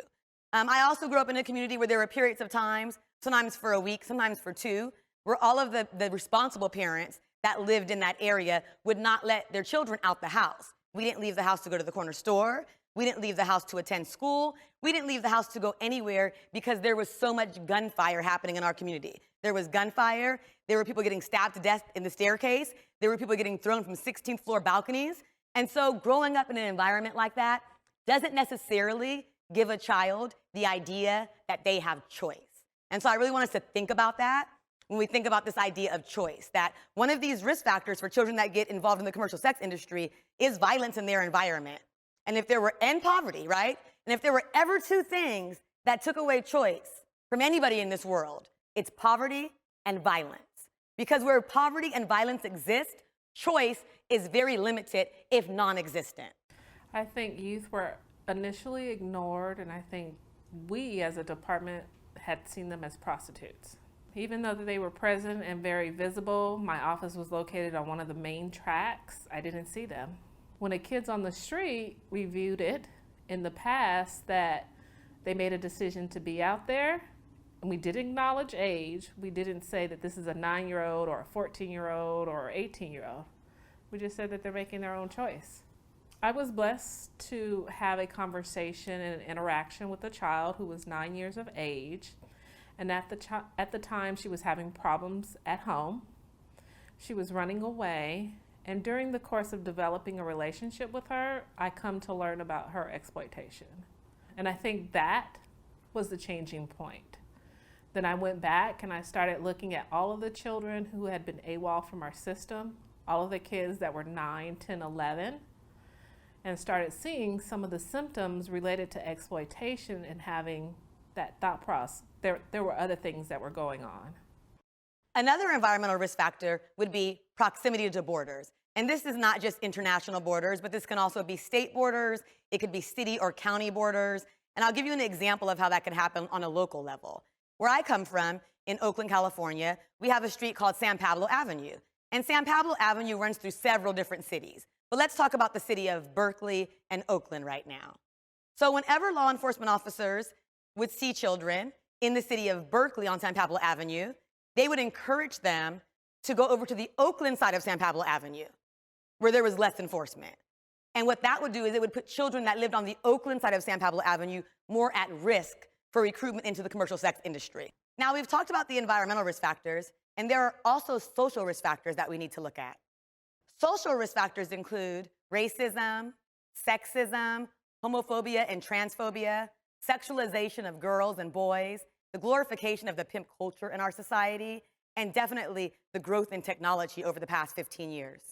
Now that we've looked at the risk factors, let's explore the continuum of sexual abuse, sexual exploitation, and commercial sexual exploitation. As I shared in the beginning of this training video, 70 to 90% of sexually exploited children are sexually abused during early childhood. And there's a continuum that's traveled by many of these children. Of course, not every child who is sexually exploited was sexually abused. But in my experience working with over 1,000 victims and survivors of child sex trafficking, about 99.9% of them had experienced early childhood sexual abuse. So let's look at the continuum of sexual abuse, sexual exploitation, and commercial sexual exploitation. I want you to imagine the individual on the child sexual abuse end of this continuum being a young child, around 4 or 5 years old. Children are often sexually abused by people they trust, and while the abuse itself may feel bad, it is often hard for a child to understand why a person they love and trust would ever hurt them. So in this way, very early on, love begins to be equated with pain and abuse. And again, this can happen as early as 4 or 5 years old for a child. Now, as we move to the next notch, violation of boundaries, think of this child being 5 or 6 years old. Children are physically and psychologically violated when abuse occurs. The world begins to feel like an unsafe place, and they lose trust in those around them. And I think what's most important for us to get from that point is that as early as 5 or 6 years old, the world can begin to feel like an unsafe place for children who've experienced sexual abuse. And that doesn't change when we put them here or there or over there. They have had a personal sense of safety destroyed. And for this child, the world now feels like an unsafe place. And in order for the world to feel safe again, there needs to be some kind of restoration or healing process that occurs. For many of these children, that has not happened. So you have a child around 4 or 5 that has been abused and has already begun to associate love and abuse and sex. By the time they're 5 or 6 years old, they have had their boundaries violated, and they've already begun to feel like the world is an unsafe place. Now let's get down to the next notch of guilt and shame. So you have a child maybe around 6 or 7 years old at this point, and they're already experiencing a huge amount of guilt and shame. Children internalize the abuse and they blame themselves for what is happening to them. They learn to keep secrets, hide their abuse, and often protect their abusers. This is not something that happens when they get pimps when they're 15 or 16 years old. This is something that happens when they are 5, 6, 7 years old and they experience abuse for the first time. So again, at this really young age of only 6 or 7 years old, they may already be linking love, sex, and abuse. They've already experienced the violation of boundaries and the world feels like an unsafe place. And they already are experiencing a huge amount of guilt and shame and already learning how to keep secrets and conceal who is hurting them. As we continue to travel down the continuum, get the child to about 7 or 8 years old, they may already be viewing themselves as a sexual object. children begin to view themselves in purely sexual terms who've experienced this type of abuse. Their physicality and sexuality are not integrated into part of their full personhood that makes them a whole person, but instead they become fragmented. And this fragmentation not only distorts their perception of themselves, but it also distorts their perception of others. As we continue to travel down this continuum, you have a child that's around 8 or 9 years old with extremely low self-esteem. Children who have experienced sexual abuse oftentimes view themselves as dirty, as shameful, and as inherently bad, which makes it very, very easy for them to develop low self-esteem, and it makes it very easy for them to become vulnerable to relationships and situations that reinforce those feelings, because that's human nature. We seek out relationships and environments that reinforce what we already feel about ourselves. So if this child is only 8 or 9 years old and they've already experienced this level of abuse and they already feel inherently bad about themselves, then that's what they're seeking in many cases. Now you have the child getting to about 9 or 10 years old and they may begin to run away. Children often run away from either abuse that's currently occurring or feelings of abuse. But the bottom line is, no matter why they run away, children are not the best planners when they're running away. And as soon as they hit the streets with the lack of resources and the lack of an ability to take care of themselves independently, they become very vulnerable to exploitive adults. But during that period of time, that meter is broken for that child. So what is safe may appear to be unsafe, and what is unsafe may appear to be safe. So at this point, you have a child that has very early on experienced the abuse, and they're linking love, sex, and abuse. They have experienced the violation of boundaries. They have experienced the guilt and shame. They are viewing themselves as a purely sexual object. They have low self-esteem. They have run away. They're experiencing poverty and need. And then boom, what's waiting for them? The unequal power dynamic of the adult-child relationship with that adult who's ready to do what? Sexually exploit them. Now they're traveling down that continuum that started with sexual abuse and now has led to sexual exploitation. As they continue to travel, you have the influence of the media, you have the demand of the billion-dollar sex industry, and then you have pimps and traffickers waiting for these children, looking for these children to recruit them into the commercial sex industry at the average age of 12. So if in the past it was hard for you to understand how a child goes from being an innocent child to being a victim of the commercial sex industry, I hope that this continuum of sexual abuse, sexual exploitation, and commercial sexual exploitation has helped to draw a very clear picture of how this occurs. Just unbelievable that an adult could just totally destroy the trust of a child like that and totally use them for their own self-gratification. It's incomprehensible to me. You know, like I said, I'm a father. I'm currently raising 3 children, and you know, it seems like all you want to do is love and nurture them. And just to imagine that there's people out there who just want to do the opposite, is just exploit them and really terrorize them. It's hard to comprehend. It doesn't matter what neighborhood you live in or what type of home you live in, that it can happen to anybody. Now let's talk about the various pathways of entry for children in the commercial sex industry. So one of the ways that children enter the commercial sex industry is by their parents being their exploiter. And I gave the example before of parents selling children for drugs, but they can also sell children for other things. They can sell children to make their car payment. They can sell children just because they're greedy and want extra money. They can sell children because they're living in poverty and they have actual need and have decided to use their child to meet those needs. So there's lots of different reasons why parents can sell their children, but parents selling children, sadly and unfortunately, is one of the pathways to entry. Another pathway to entry would be what we call guerrilla pimping. And that is when children are trafficked through force, violence, and kidnapping. A guerrilla pimp doesn't work with a recruiter to go recruit a child who's their peer. And the guerrilla pimp doesn't try to romance the child and tell the child that they're going to be their boyfriend and have a family. They simply seek out children in vulnerable communities or just seek out children who are vulnerable because they're alone at the time. They kidnap them, they drug them, they rape them, they terrorize them, and they exploit them.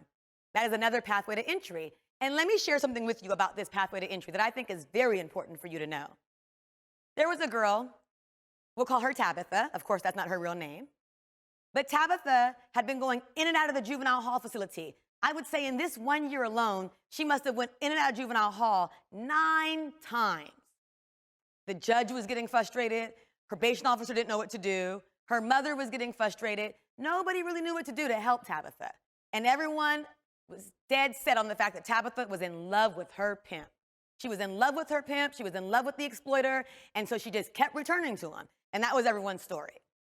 Well, again, why training is so important, at this point, the judge that was presiding over the courtroom she was in had come to a training that I had provided. So he just knew there was more to it than that. And even though it appeared even to him that she was running back to her pimp, he called me in because he said, you know what? I had the training and I know more, so I'm going to do more. So I came in to do an assessment on her in really in chambers, basically, because he didn't want to make a decision without just one last attempt to find out what the truth was in her situation. And the outcome of our assessment and conversation was that she was the victim of a gorilla pimp. She never knew her pimp before he victimized her. He never romanced her. She wasn't recruited by a friend. 7 men were waiting for her in a van after he put a t-shirt over her head and threw her in the back of it. And the reason why she was still with him was pure violence. Her nickname for him was Mr. Chainsaw Massacre. And so, from her perspective, she kept returning to him because he beat her so bad. She was afraid if she didn't return, the beatings would get worse or it would escalate to maybe her being murdered. And so one of the things that she said, a quote from her, was that he would always beat me so bad, so I would always go back. And for some people, they may be confused. Well, if he beat her so bad, why'd she go back? Because when people get into certain levels of violence and oppression, it shifts what you see as good. And so good for her at that point, sadly, was just maintaining the level of violence that she was already accustomed to and not having it escalate any further. So oftentimes we don't know if a child was a victim of a gorilla pimp or not. And it really shouldn't matter because whether or not it was a gorilla pimp, they would still be a victim of the commercial sex industry. But I want you to also understand, even beyond that, it may have been a gorilla pimp and you may not know that. So that's a story to really kind of drive home the point that we really need to be able to build rapport and have conversations with these victims that may lead to their disclosure. Another pathway for entry into the commercial sex industry for children is through seduction. Many pimps and traffickers will seduce girls with promises of being their boyfriends, of being their husbands, of having a family together. And that seductive tactic of promising family is really effective when it comes to foster care youth who on so many levels are desperate for family in their lives. Another pathway would be false advertisement for things such as modeling or dancing or acting. And you also have various forms of internet-based recruitment where children are being recruited through Facebook, through MySpace, and through a whole menu of social networking sites. And that is their pathway into the commercial sex industry. And then last but certainly not least, the #1 recruitment method here in Los Angeles County and in many places around the nation is peer recruitment. Many children's pathway into the commercial sex industry is by being recruited by a friend. I saw many girls come through with the charges of prostitution. And I always ask, because I love working with girls, and so my interaction with them was, why are you doing this?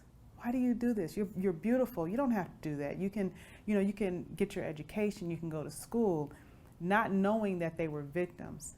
I treated them as though it was a choice that they were making to go out there and make money.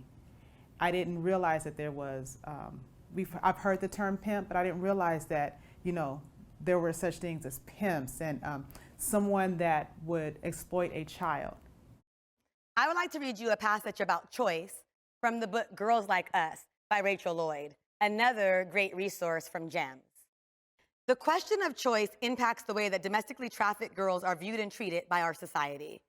Many people believe that girls choose this life. And while it is true that most girls are not kidnapped into the sex industry, to frame their actions as choice is at best misleading.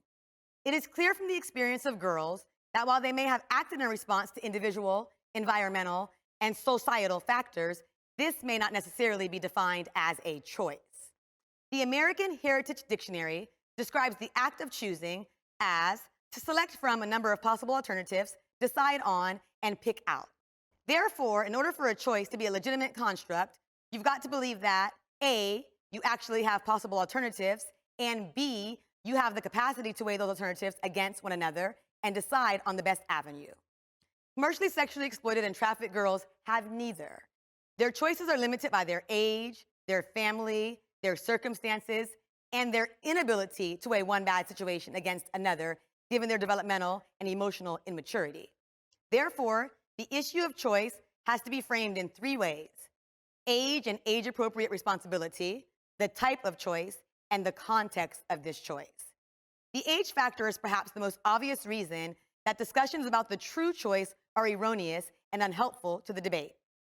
There's a reason that we have age limits and standards governing the choices that children and youth can make, from drinking to marrying to driving to leaving school. And it's because, as a society, we recognize that there's a difference between child-adolescent development and adult development. This is also why the Trafficking Victims Protection Act and all of its reauthorizations have supported a definition of child sex trafficking where children under the age of 18 found in the commercial sex trade are considered to be victims of trafficking without requiring that they have experienced force, fraud, or coercion to keep them there. For victims of sex trafficking ages 18 and over, the law requires the force, fraud, or coercion standard. In defining the crime of sex trafficking, Congress created certain protections for children. It's taken as a given that children and youth are operating from a different context, especially in light of age of consent laws. One last thing that you want to consider when thinking about pathways and precursors to CSEC is just the normal stages of adolescent development, cognitively, physically, and psychosocially. There's a lot going on for young people at this time. Many of the things that are going on for kids during this time, just by virtue of their stage of development, create a huge vulnerability for recruitment into the commercial sex industry. And if you pair that with the vulnerabilities and risk factors that exist for so many of these children, you just definitely have children in our society, in our systems, in our communities that are at a high risk for recruitment and victimization by the commercial sex industry. And what we are learning through this training video will help us prevent it, intervene, and protect. Now we're going to look at CSEC identification. And how do you identify a CSEC? One of the easiest and most obvious ways to identify a commercially sexually exploited child is by their arrest record for prostitution. So whenever you have a child under the age of 18 who has an arrest record for prostitution, without any further information, you can safely identify that child as a commercially sexually exploited child. Another identifying factor for commercially sexually exploited children are signs that are very similar to a domestic violence relationship. So you have signs of physical injury, cuts, bruises, scars. You have behaviors that include anxiety and depression and submission and nervousness. You have behaviors that include hypervigilance and paranoia.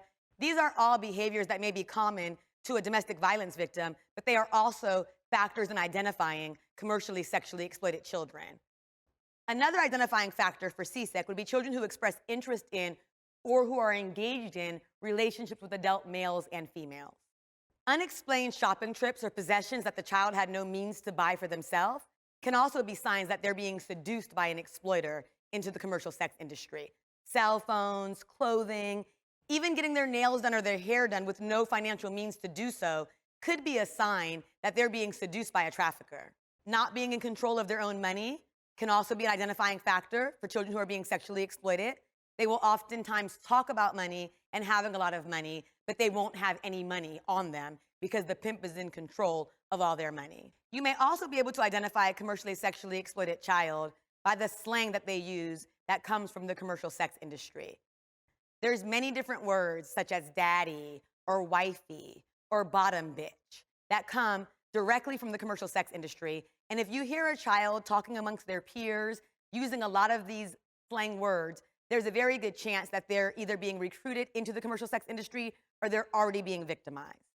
But please be advised that some of these terms are also used in pop culture. So you don't want to just hear a child use a term or two and make the assumption that they're part of the commercial sex industry. Oftentimes, children who are being commercially sexually exploited have unaccounted time where they're off being bought and sold by their trafficker. And when they're questioned about this unaccounted time, they're usually very vague about where they've been and they're very secretive about their whereabouts. That can be another sign that a child is being commercially sexually exploited. Keeping late or unusual hours can also be a sign that a child is being exploited. But please be advised, too, that in many instances, exploiters will begin exploiting children during the school day when they should be at school, so it won't be noticed in their home or placement setting. When we talked about the impact of sexual exploitation, we talked about the tattoos and branding.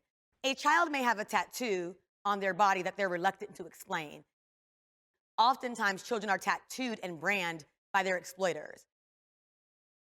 So this tattoo can also be an identifying factor that a child is being commercially sexually exploited. Wearing sexually provocative clothing could also be a sign that a child is being commercially sexually exploited. However, not all children who are sexually exploited dress provocatively. Many of them are exploited in a pair of jeans and a t-shirt. So it would be more important to pay attention to children having new clothes of any style, or getting their hair done or getting their nails done without any financial means to do so. That would certainly be a sign that they may be commercially sexually exploited. Most commercially sexually exploited children have been trained by traffickers to lie about their personal information. If you're working with the child and you notice that their personal information changes each time they tell their story, that may be a sign that they're being commercially sexually exploited.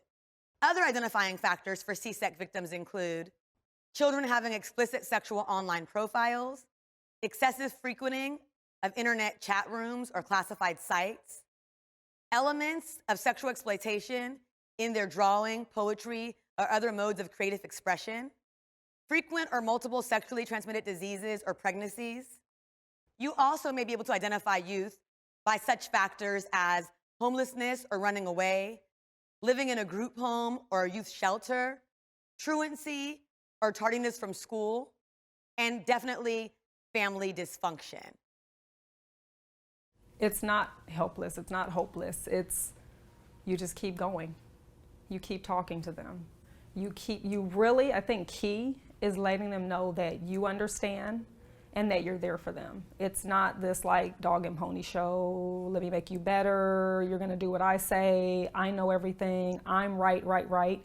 It's really just building that foundation of a friendship. And a lot of the clients that I work with, once I start there with them, more like, motivational interviewing, when I start at that spot where they're at and I'm not pushing them and telling them what I think they should do, because of course that's my opinion, they respond much better. They are listening. Once before I was like, they're not listening, they don't hear me. But knowing now that they are listening, just be patient. Had a kid that just got out of jail who was part of our system, but called me in particular to say, you know what, I'm glad you were there for me. I'm glad, you helped me through these things. And although I made some mistakes along the way, I have some place where I can fall back to and call and say, you know what, thanks a lot and thanks for helping me out. Hello, my name is Kate Walker, and I'm an attorney at the National Center for Youth Law, and I focus on issues related to the commercial sexual exploitation of children, or CSEC. I'm going to briefly cover the law related to the Child Abuse and Neglect Reporting Act, or mandatory reporting. I'll be covering the requirements for reporting suspected incidences of child abuse and neglect. I'm also going to discuss how mandatory reporting relates to the commercial sexual exploitation of children, or CSEC.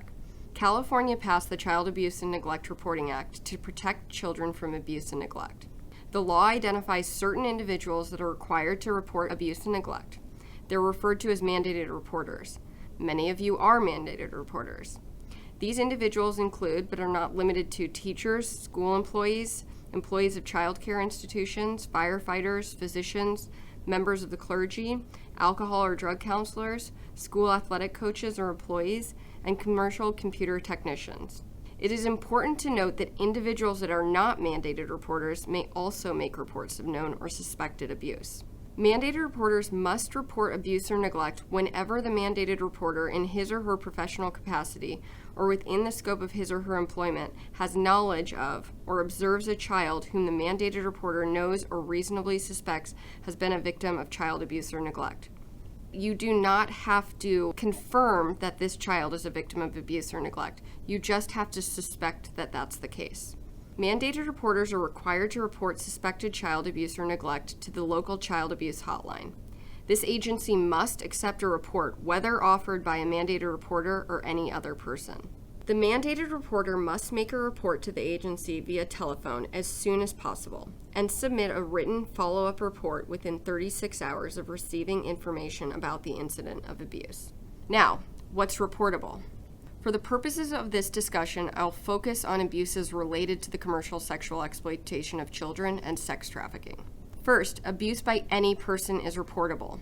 Thus, abusive acts by a trafficker or exploiter who is neither a parent nor a caregiver of the child must be reported if the acts meet the definition of child abuse. Reportable offenses include child abuse. Child abuse includes sexual abuse. Under California law, sexual abuse includes sexual assault and sexual exploitation. Sexual exploitation includes the following: conduct involving matter depicting a minor engaged in obscene acts or employment of a minor to perform such obscene acts.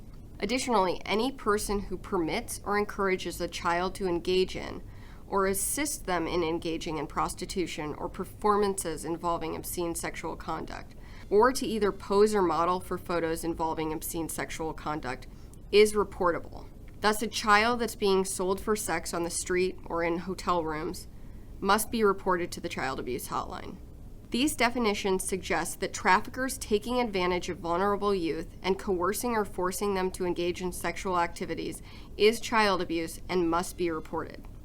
Also, a mandated reporter must report if she knows or reasonably suspects that any person has depicted a child in any film, photograph, videotape, negative, or slide in which a child is engaged in an act of obscene sexual conduct.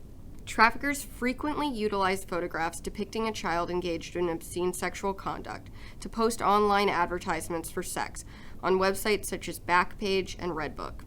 These advertisements must be reported.